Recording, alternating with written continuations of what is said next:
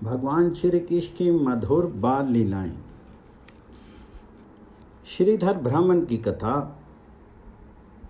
जब पूतना मर गई और खबर कंस के यहाँ पहुंची, तब कंस बड़ा विस्मित हो गया, क्योंकि उसे विश्वास था कि पूतना से तो किसी बालक का बचना संभव ही नहीं।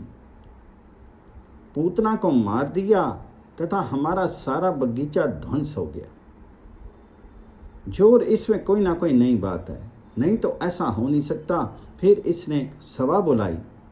वहाँ राक्षस तो तैयार थे ही, पर उसमें कुछ किसी पूर्व पुण्य से सतकुल में ब्राह्मण कुल में उत्पन्न तो हो गए, पर थे राक्षी वृत्ति के ही। रावण भी तो ब्राह्मण था, पुलत्स का पौत्र था। इसी तरह एक श्रीधर नाम का ब्राह्मण और एक महाबल भट्ट था। इन दोनों ने कंस से कहा कि अब हम अपना कार्य करते हैं। ब्राह्मण देवता श्रीधर ने सबसे पहले आकर के बड़ा सुंदर ब्राह्मण का वेश बनाया। ब्राह्मण तो थे ही और नंद बाबा के यहाँ आ गए। नंद बाबा के यहाँ बड़ी विचित्र बात यह थी कि वे सबका आशीर्वाद लेना चाहते थे। यशोदा मैया के यहाँ जो भी ब्राह्मण साधु अभ्यागत आ जाएं, तो उनकी खुद अपने हाथ से वे सेवा करें, जिससे वे लोग लाला को आशीर्वाद दें। वे ब्राह्मण आए, साथ में चेले आदि भी थे। वे वेद पढ़ते हुए आए और बोले, ये बच्चा तो चिरंजीवी होगा, अमर होगा। नंद जी बोले, महाराज रसोई बनाइए। वे बोले, हाँ, इसलिए तो आए हैं, रसोई बनाएंगे और खाएंगे। फिर बोले, भाई हम तो शुद्ध जल पीते हैं, अशुद्ध जल तुम्हारे घर का हम नहीं पीते हैं। तुम्हारे घर का कोई स्नान करके जमुना जी से जल भर करके लावे, चौका दे, तब हम अपने हाथ से रसोई बनावेंगे और खावेंगे। बोले, महाराज नहा करके बना दे तो? कहा, ठीक है, पहले नहाओ फिर जल ले आओ। यशोदा मैया बड़ी श्रद्धालु थी। वे नहाई और सर पर कलश रख करके जल लाने चली गई। रोहिणी जी पीछे पीछे दौड़ी और बोली, बहन मैं ले आती हूँ। उन्होंने कहा, नहीं नहीं। यशोदा जी के मन में आया कि स्वयं सेवा करूंगी तो ब्राह्मण ज्यादा प्रसन्न होगा, नहीं तो समझेगा कि किसी को भेज दिया। आपने तो लाई नहीं, किसी को भेज दिया, इसलिए मैं अपने हाथ से इनके लिए जल लाऊंगी। ये भोजन बनाएं और उसे पा करके जब तृप्त हो जाएं, तब नीलमणि को लेकर के उनके चरणों में डाल दूं और फिर वह आशीर्वाद देंगे। ब्राह्मण का अमोघ आशीर्वाद होता है, तो मेरा ये लला चिरंजीवी हो जाएगा। यशोदा जी ने रोहिणी जी से कहा, नहीं नहीं बहन, मैं ही जाऊंगी, आप और तैयार करो, मैं अभी जल लेकर के आती हूँ। वह चली गई जल लेने। श्रीधर का कलेवर ही ब्राह्मण का था, मन तो राक्षसी था, कंस का भेजा हुआ था और आया था यशोदा जी के यहाँ प्राण हरण करने के लिए। भगवान का प्राकट्य हुए 1 महीना पूरा 30वां दिन था। नंद रानी पहले ही दिन जमुना जी आई थी, लौटते समय थक भी गई थी। आज फिर जल लेने बड़ी श्रद्धा के साथ गई। रोहिणी जी के हृदय में भय तो हुआ कि कहीं कुछ हो ना जाए। वे पीछे पीछे जाए, लेकिन फिर मन में आया कि घर में दोनों बच्चे अकेले रह जाएंगे, ना मालूम फिर कोई आ जाए। नारायण के भोग की सामग्री तैयार करना है, भोग लगाना है और पंडित जी महाराज के लिए भी तैयारी करनी है। रोहिणी मैया लौट आई और यशोदा जी चली गई। रोहिणी मैया ने बड़े मजे से बच्चे को सोए हुए देखा तो दासियों से कहा कि तुम लोग पास में बैठी रहो, और ब्राह्मण से भी कहा कि महाराज आप भी बैठे रहो। ब्राह्मण ने कहा कि हाँ, मैं तो बैठा ही हूँ। क्या बात है? तो नंद जी वहाँ थे नहीं, वे चले गए थे गोष्ठ में। यद्यपि उनका मन मानता नहीं था, मन में डर रहता था, क्योंकि वसुदेव जी ने उत्पात होने की बात कह दी थी। वे अलग नहीं जाते थे, पर देखा जाए जब आज कोई बात नहीं है तो बाहर काम से चले गए थे और श्री कृष्ण को नारायण को सौंप दिया था। नारायण ने मेरे जैसे दीन के हाथ में तुमको दिया है। वे सारी व्यवस्था करेंगे, वे निभाएंगे, वे तुम्हारी रक्षा करेंगे। इसके साथ कोई अपराधी क्या कर लेगा? व्रजराज है नहीं, बाहर मैया गई है जल भरने के लिए और रोहिणी जी पाकशाला में चली गई। अब ब्राह्मण देवता मन ही मन बड़े प्रसन्न कि ये अकेला मिल गया। बच्चा ही समझ रहे थे। वे अंदर चले गए और नंद नंदन की ओर देखा कि छोटे से पालने पर सोए हुए हैं। जाते समय मैया ने पालने की डोरी जरा सी ढीली करके पालने को जमीन से सटा दिया था। ऐसा इस भय से किया था कहीं कोई जोर से झुला दे और ये गिर पड़े। छोटे से बच्चे ही तो थे और बाहर सूप छाजला रखा था, उसका कोना भी सटा दिया कि कहीं नजर न लग जाए। काजल भी लगा दिया था। सवेरे के वक्त ऐसा डर लगा रहता है।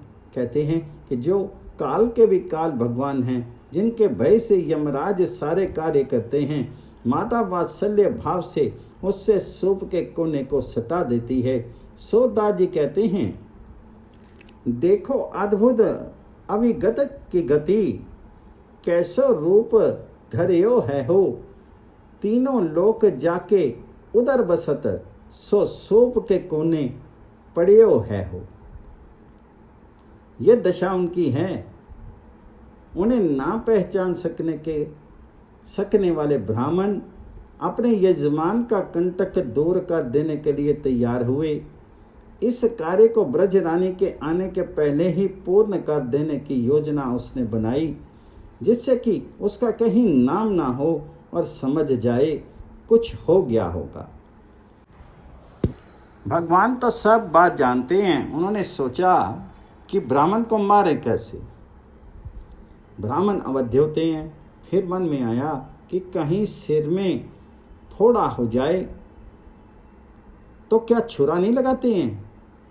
इसको मारना तो नहीं है, परंतु इनके अंगों को कहीं कहीं ठीक कर देना है। सूरदास जी ने कहा है, अंग या को मैं देऊं नसाई। श्रीधर चुपके से पालने के पास आया। अब यहाँ अघटन घटना पटी यसी। भगवान जी की योग माया ने कार्य किया। भगवान का कलेवर तो ज्यों का त्यों रहा, पल्ले में सोए रे ज्यों के त्यों। एक हाथ बड़ा और वह हाथ इतना बड़ा कि श्रीधर का हाथ उस हाथ में आ गया और श्रीधर को इतने जोर का झटका लगा कि वह धमाके से जमीन पर गिर पड़ा। अब उस ब्राह्मण को ऐसा प्रतीत हुआ मानो दोनों चरणों को आर पार धरती में घुसेड़ते हुए किसी ने कील जड़ दी है।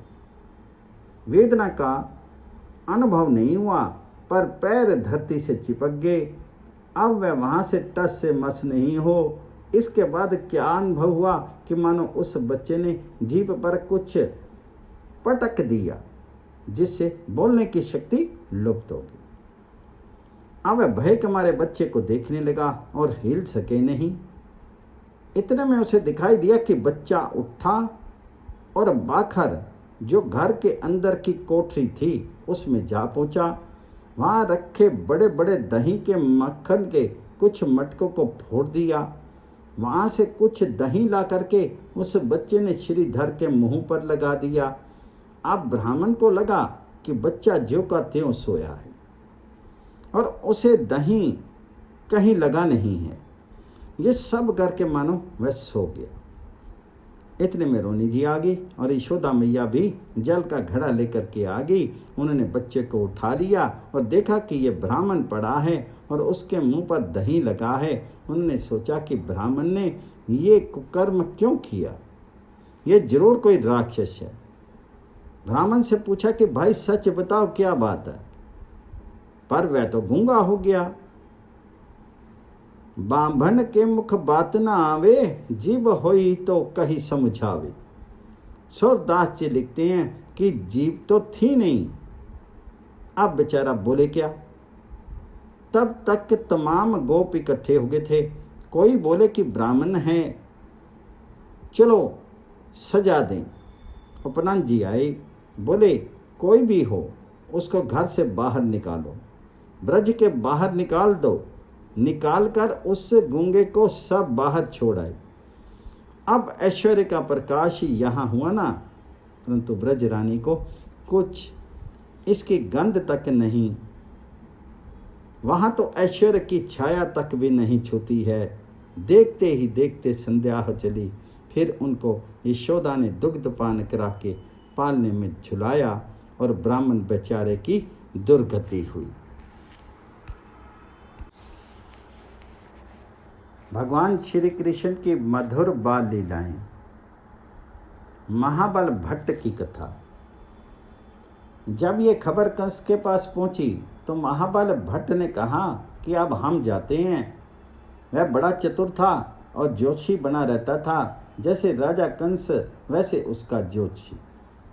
महाबल भट्ट अपना पोथी पत्रा पंचांग आदि लिए ज्योतिषी के रूप में आया। मैया को यह प्रतीक्षा रहती थी कोई ब्राह्मण या ज्योतिषी आ जाए और ये बता दे कि तुम्हारा बच्चा चिरंजीवी होगा, इसके संतान होगी, ये बड़ा भारी तेजस्वी होगा, यशस्वी होगा, मनस्वी होगा, माँ को खुशी हो जाए।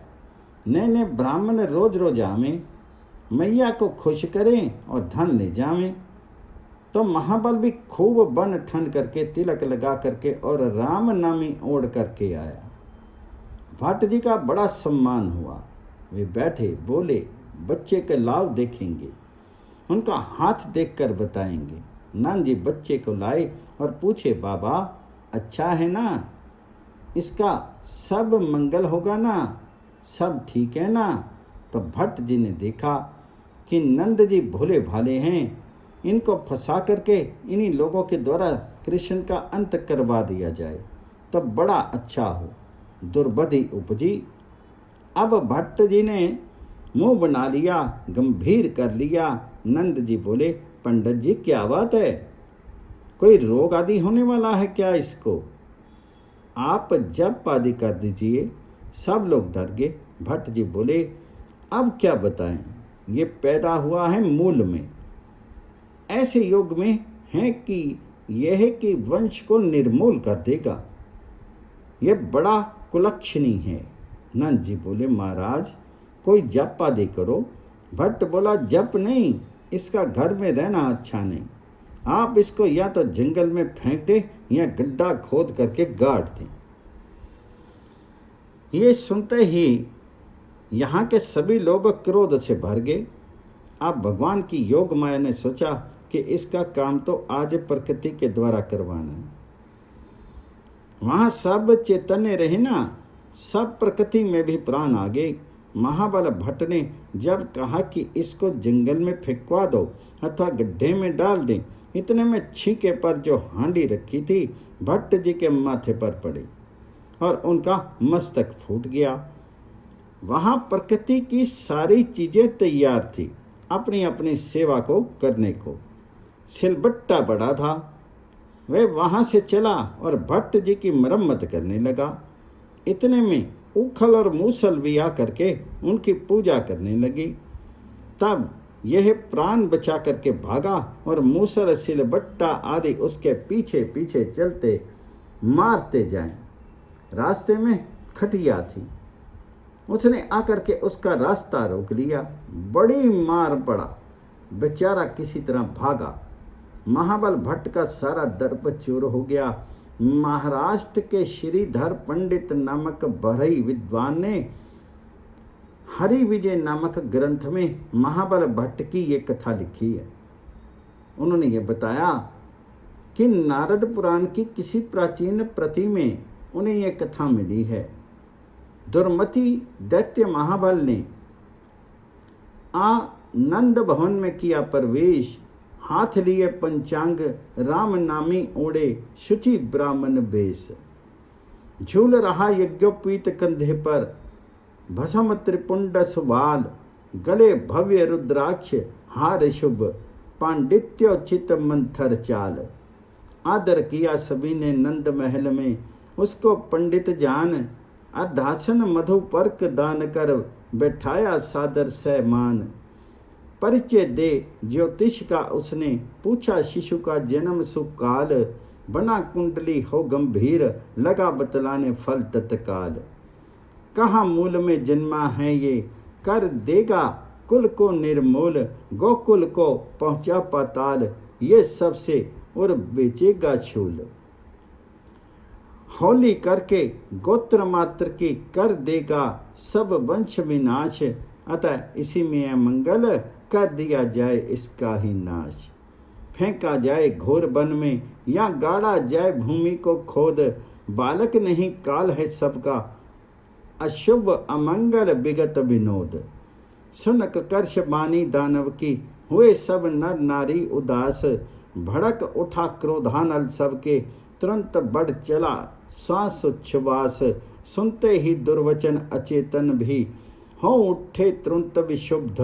व्याप्त चेतना ने उनको भी देने दंड कर दिया क्रुद्ध। मटकी छीके टकी गिरी आ दानव के सिर तुरंत धड़ाम। बेलन चला आ घुसा मुख में बिगड़ गई हुलिया बेकाम। सिलबट्टा झट उठा धड़ाधड़ किया पीटना जो आरंभ।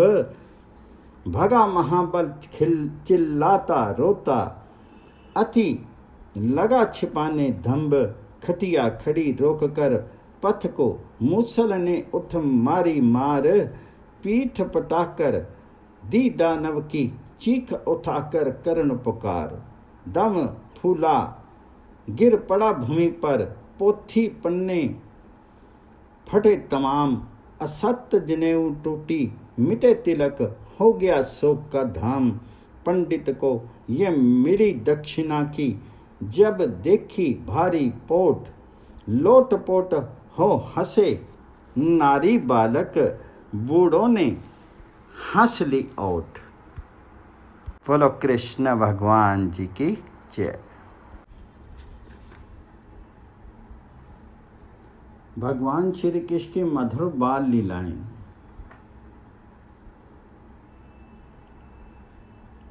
काकासुर का पराभव। अब कंस बहुत घबराया और जाकर के मंत्रणा की। उसने लोगों को बहुत डराया कि भाई अब तो कोई उपाय करो, नहीं तो न जाने क्या होगा। एक रहा काकासुर, उसका देह कौवे का था। एक काक बसुंडी, वह भी काग रहे, यह भी काग, पर अलग अलग होते हैं ना। कागासुर का सब भेद जान करके तैयार हुआ। इसके पहले उत्कच दैत्य तैयार हुआ था, लेकिन काकासुर ने कहा भाई तुम अभी ठहरो, पहले मैं ही निपटाऊं। काकासुर तैयार होकर के कौवे के भेष से ब्रज आया। अब कौवे तो आते रहते हैं, कौन ध्यान देता है कि कौन कौवा आ गया। ये काले कौवे के रूप में नंद प्रांगण में आ गया, परंतु कृष्ण ने उसे देख लिया। भगवान ने लपक करके इसको पकड़ लिया और पकड़ करके इसका कंठ दबाया और घुमाया, फिर घुमा करके फेंका तो बेचारा जा करके कंस के पास गिर पड़ा। कंठ चापी बहु बार फिरायो, गही पटकेयो नृप पास परयो। काकासुर कंस के सभा मंडप में जाकर के कंस के सामने गिरा। 2 पहर तक उसकी सेवा शुश्रूषा उपचार किया गया, तब जाकर के होश आया, बोलने की ताकत आई। इसने कहा कंस से कि भैया अब तो मामला गड़बड़ है। सूरदास जी कहते हैं कि काकासुर ने कहा कि कंस जी अब तुम्हारी आबनी है, मैं देख आया हूँ कि किसी महान बलवान ने अवतार ले लिया। मेरे सरीखे बलवान का एक ही हाथ के झटके में सारा गर्व हर लिया। सूरदास जी कहते हैं कि कंस निकंदन भगवान ने भक्त हेतु अवतार लिया। इसी से काकासुर बलवान और बल मंदांत की ये गति हुई। इस पर उत्कच ने कहा कि सब काय लोग हैं, अब की ओर मैं ही जाऊंगा। उत्कच हिरण्याक्ष का पुत्र था, चाक्षुष मनवंतर की बात है। उत्कच लोमश ऋषि के आश्रम में जा पहुंचा, जहां इसको उनके तपोबल की शोभा अच्छी नहीं लगी। इसने आश्रम के पेड़ों को तोड़ डाला। वृक्षों पर बेमतलब हुआ अत्याचार मुनि ने नहीं देखा गया और उन्हें शाप दे दिया, विदेहो भव दुर्मते, तुम देह रहित हो जाओ। ये राक्षस तुरंत बंदर बन रूप बन गया। फिर इसने प्रार्थना की कि महाराज में मारा गया, बड़ी भूल हो गई। ब्राह्मण बड़े सहृदय होते हैं। ऋषि प्रसन्न हो गए, बोले क्या चाहते हो? ये बोला मुझे मेरा शीर वापस मिल जाए और अच्छी गति हो जाए। बोले कोई बात नहीं, वह वस्वत मनवंतर में भगवान जी के चरणारविंद का स्पर्श तुम्हें प्राप्त होगा, तब तुम तीनों गुणों के बंधन से मुक्त हो जाओगे। अब यहाँ से चले जाओ। यही उत्कच राक्षस कंस के सभा का सदस्य रहा। कंस से उसकी मित्रता हो गई थी और ये अब ब्रज नंदन से मिलकर के मुक्त होना चाहता था। उत्कच ने सोचा कि अब जाएं। फिर कुछ होश करके कंस से कहा, महाराज मैं जाऊंगा। कंस ने कहा कि भाई तुम क्या जाओगे? ब्रज में पैदा हुआ मेरा बैरी दिन दिन बढ़ रहा है, वह तो मुझे मारेगा ही। मैंने पूतना को भेजा, उसने क्षण भर में मार दिया। काकासुर बेचारे की पाँख ही मरोड़ दी। ऐसा कौन मारी है ताको, मोही कहे सो आई। बाको मारी अपुण्यों राखे, सुर ब्रज ही सो जाएं। उसको कौन मारेगा? ऐसा कोई हो तो मेरे सामने आवे। उत्कच ने कहा, महाराज मैं तैयार हूँ, मुझे आप आज्ञा दें, मैं अभी जाकर के मारूंगा, या आप कहें तो पकड़ करके ले आऊँगा उस बच्चे को। तब कंस बड़ा हर्षित हो गया। कंस ने कहा, अच्छा तुम जाओ।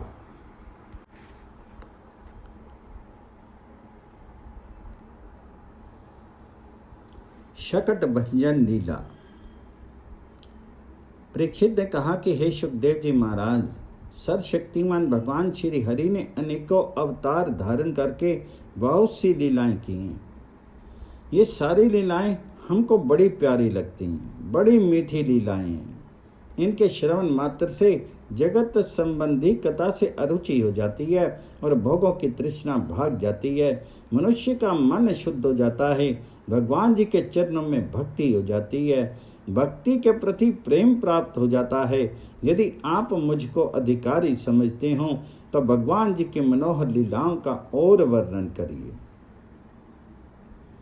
भगवान श्री कृष्ण ने इस मानव लोक में प्रकट होकर के मनुष्यों का सा स्वभाव धारण करके जो बाल लीलाएं की वे बड़ी अद्भुत हैं। बड़े अद्भुत का ये बाल चरित्र है, इसलिए आप मुझे दूसरी बाल लीला सुनाइए। श्री सुखदेव जी ने कहा, अब एक नया उत्सव करवट बदलने का है। नंदनंदन का तीसरा महीना लगा था। एक दिन सभी धाएं और अन्य उनके पास बैठी थी। सभी देखते रहते थे कि ये क्या करता है। उन्होंने देखा कि नंदनंदन सोए हुए थे। आराम से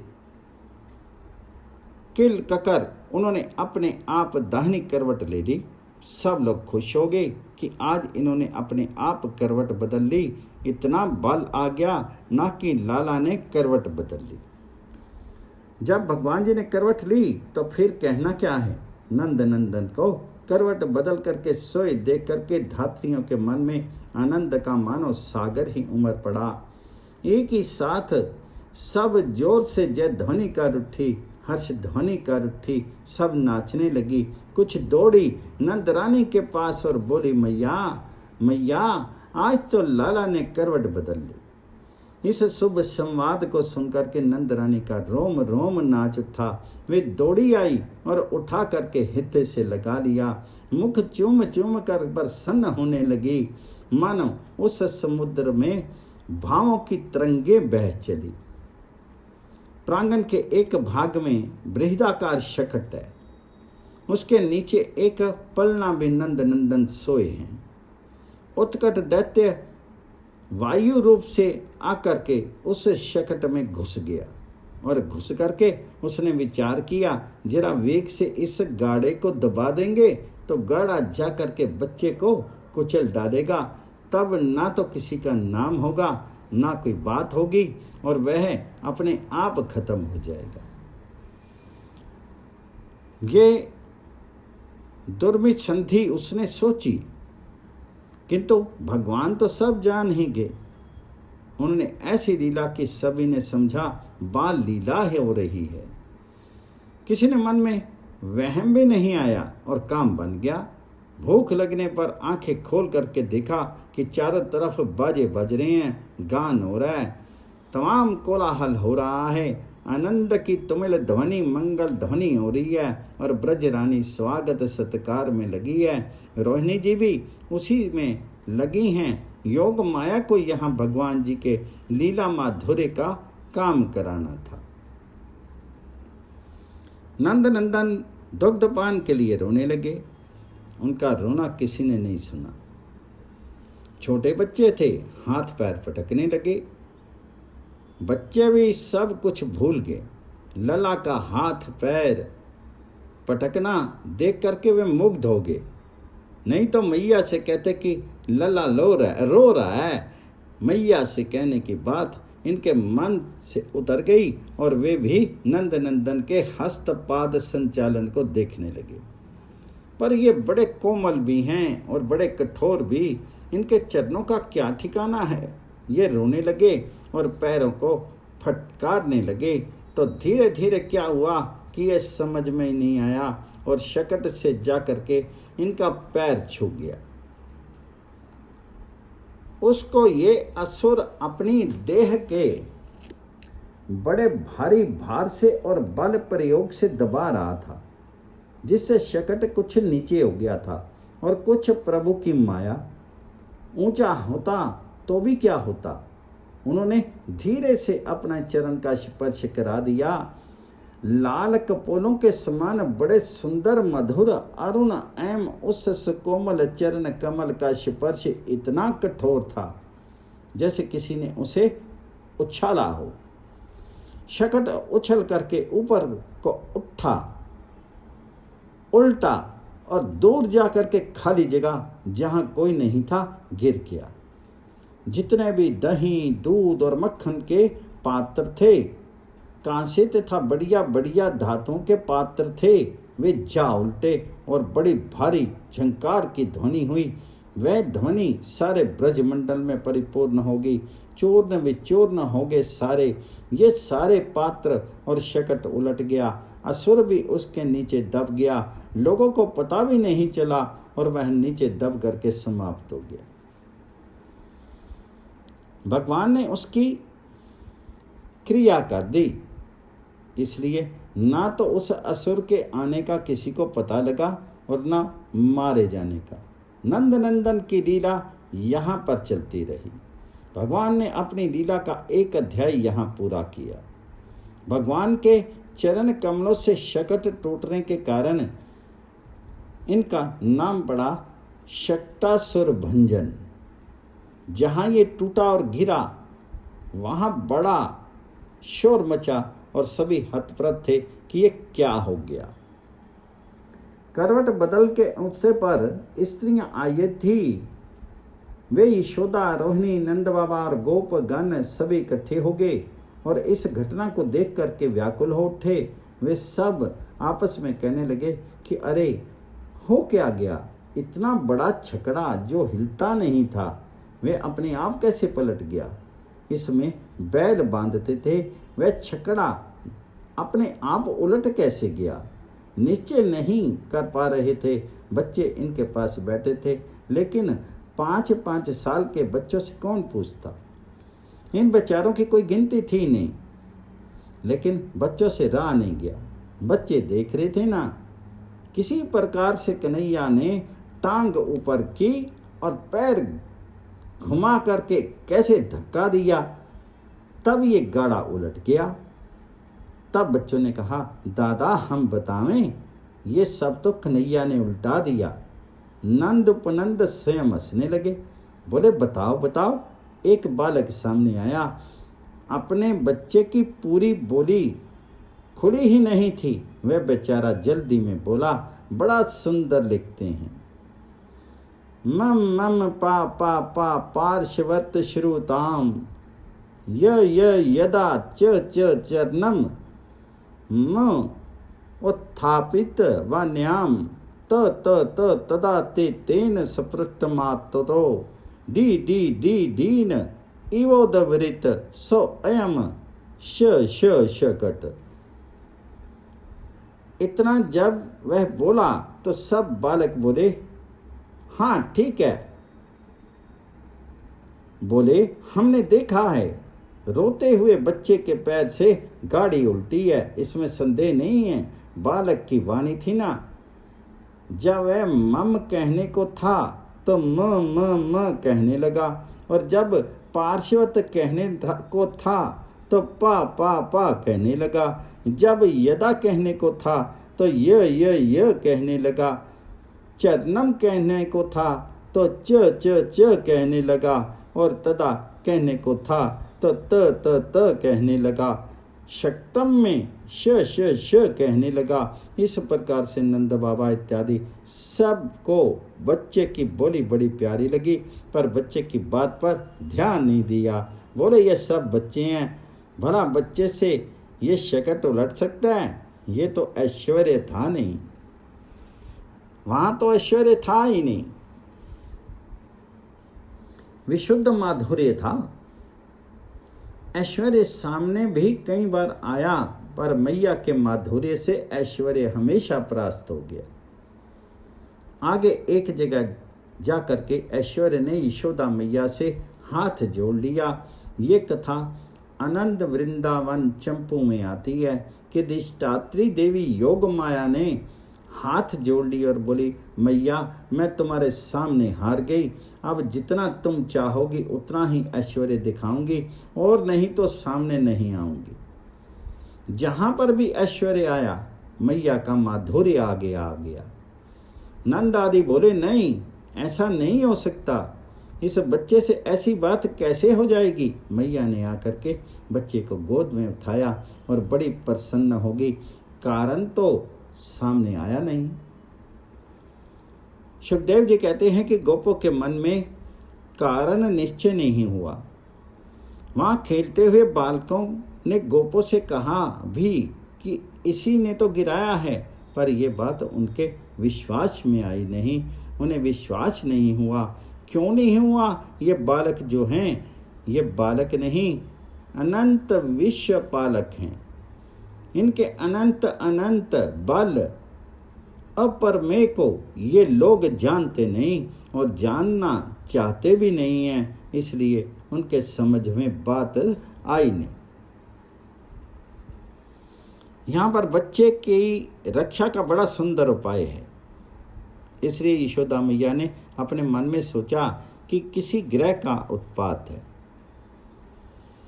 ग्रह शंकिता, ये किसी कुग्रह का उत्पात है, इसकी शांति करानी है। बोली, शांति हुए बिना इसको दूध पिला दिया जाए और कोई दूसरा बिगाड़ हो जाए तो मैया में तो माधुर्य है ना। रोते बच्चे को उठा करके गोद में ले लिया।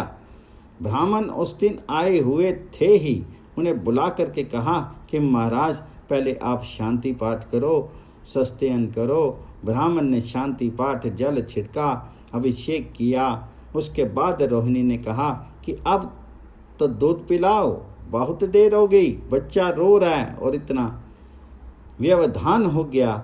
अब मैंने लेकर के दुग्ध पान कराया। नंद बाबा के घर में छकड़ा तो बड़ी चीज नहीं रही।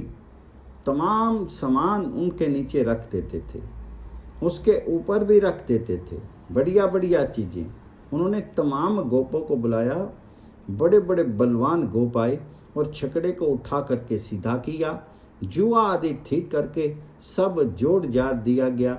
सब सामग्री पूर्वत रख दी गई। जो फूटे भांड थे उनको तो फेंक दिया गया और नए नए भांड बर्तन सब रख दिए गए। अब बोले शांति की क्रिया होनी चाहिए। छकड़े की स्थापना फिर से हुई है ना, इसलिए ब्राह्मणों से कहा कि हवन करो। ब्राह्मणों ने हवन किया, फिर दही, अक्षत, कुश और जल के द्वारा भगवान जी की पूजा की। शकट की भी पूजा की गई। यहाँ ब्राह्मणों के आशीर्वाद का फल बताते हैं। कहते हैं कि ऐसे कोई ब्राह्मण मिल जाएं और उन ब्राह्मणों का आशीर्वाद भी मिल जाए तो वह कभी विफल नहीं होता है। कैसे ब्राह्मण? वे जो किसी दूसरे का दोष नहीं देखते, झूठ नहीं बोलते, दंभ नहीं करते, ईर्ष्या नहीं करते, दूसरों को देख करके डा नहीं करते, हिंसा नहीं करते और अभिमान नहीं करते तथा सत्यपरायण रहते हैं, उन सत्यशील ब्राह्मणों का आशीर्वाद कभी भी विफल नहीं होता। नंद बाबा के यहाँ ऐसे ही सब ब्राह्मण आए थे, सब सात्विक ब्राह्मण थे। यह समझकर नंद बाबा ने सोचा कि इन ब्राह्मणों से आशीर्वाद ले लिया जाए तो सारा संकट लला का सदा के लिए टल जाएगा। बार बार आशीर्वाद लेते हैं और फिर बार बार मन में विचार आता है कि अब की बार फिर आशीर्वाद लें। नंद बाबा ने ये सोच कर के बच्चे को यशोदा की गोद से अपनी गोद में ले लिया और ब्राह्मणों के द्वारा साम, ऋक और यजुर्वेद के मंत्रों से संस्कृत और पवित्र औषधियों से युक्त जल से अभिषेक कराया। फिर उन्होंने बड़ी एकाग्रता के साथ स्वस्त्य शांति पाठ हवन किया। जब तक ब्राह्मणों को भोजन ना कराया जाए तब तक चाहे जो कुछ किया कराया गया हो अधूरा ही रह जाता है। इसलिए नंद बाबा ने अति उत्तम ब्राह्मणों को भोजन कराया। ब्राह्मण सब संतुष्ट हो गए। केवल भोजन ही करा करके भेज दे ये भी ठीक नहीं। नंद बाबा के यहाँ तो गायों की कमी नहीं थी। उन्होंने आदेश दिया कि तमाम सोने के हारों से गायों को सजा करके उन्हें फूलों के हार पहनाए जाएं और उन सभी को बढ़िया बढ़िया रेशमी वस्त्रों से सज्जित किया जाए। हुक्म देने की देर थी, भंडार तो भरा था ही, लक्ष्मी जी वहाँ अकेले ही थी। नंद बाबा ने ये सब किया अपने पुत्र की उन्नति और अभिवृद्धि की कामना से, अपने बेटे के अभ्युदय की कामना से। ब्राह्मणों को सारे गुणों से संपन्न वस्त्रों से, आभूषणों और स्वर्णहारों तथा पुष्पमालाओं से भूषित गायें दी। अब तो ब्राह्मण संतुष्ट हो गए और आशीष देने लगे। ब्राह्मणों ने खूब आशीर्वाद दिया, बोले चिरंजीवी हो, ये जीवित रहे और बड़ा समृद्धिवान हो। तब ब्राह्मणों के मन में आया कि अब काम बन गया। नंद बाबा राजी हुए। नंद बाबा जानते थे कि वेद वेता सदाचारी ब्राह्मण द्वारा दिया गया आशीर्वाद कभी निष्फल नहीं होता है।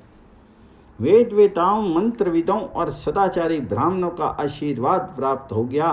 बस आज काम हो गया। शक्तासुर भंजन की कथा समाप्त हुई। इसके बाद त्रिनावत की कथा आती।